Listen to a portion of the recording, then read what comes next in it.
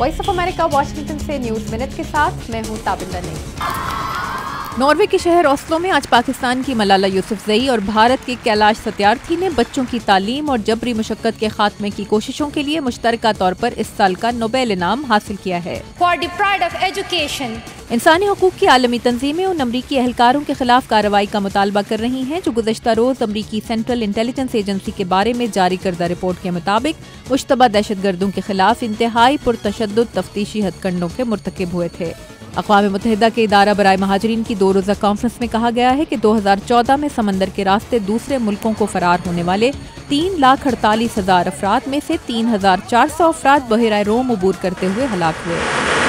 जनूबी अफ्रीका की एक जज ने फैसला दिया है कि रीवा स्टीनकैम्प के कत्ल के इल्जाम में ओलंपिक एथलीट ऑस्कर पिस्टोरियस को दी जाने वाली 5 साल की सजा के खिलाफ सुप्रीम कोर्ट में अपील की जा सकती है।